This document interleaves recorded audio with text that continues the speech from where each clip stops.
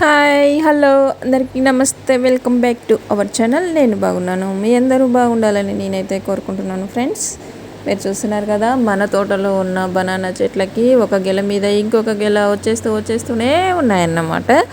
ఒక్కొక్క చెట్టుకి ఒక్కొక్క గెల, అలా ఒకటేమిటి రెండేమిటి 3-4 గెలలు అయితే వచ్చేసాయన్నమాట. చూడండి, ఇదొక చిన్ని గెల కనిపిస్తుంది కదా మీకు.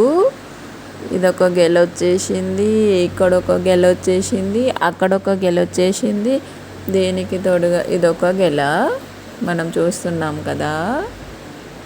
ఇక్కడ ఆల్రెడీ గెల వచ్చేసి దాని కాయలన్నీ పెద్ద పెద్దగా అయిపోయి పండు వండడానికి సిద్ధంగా ఉన్నాయన్నమాట. ఇదొక గెల వచ్చేసింది.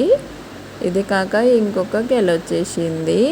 మన తోటలో ఒక చెట్టుకి అని అనుకోని ఇవన్నీ ఒకేసారి వచ్చేస్తాయి, ఒకేసారి పండిపోతాయి కాయలన్నీ.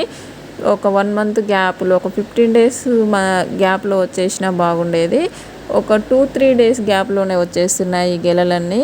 ఇవన్నీ ఒకేసారికి పండుతాయి ఫ్రెండ్స్. ఇవన్నీ మనకి ఎక్కువ అయిపోతూ ఉంటాయి ఒకేసారి. అతివృష్టి అని అంటారు కదా, లేకపోతే అనావృష్టి. లేకపోయిందాన్ని అనావృష్టి అంటారు, ఉన్నదాన్ని అతివృష్టి అంటారు.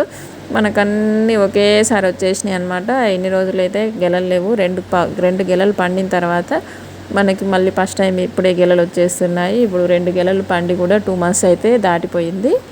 మళ్ళీ ఇప్పుడు ఈ గెలలన్నీ మనకి ఒకేసారి చేతికి వస్తాయి. అప్పుడు మా పిల్లలు తినలేక పోతారు. మనం ఈ గెల పండ్లన్నీ బయట వాళ్ళకి పంచాలి. చూశారు కదా బనానాలు.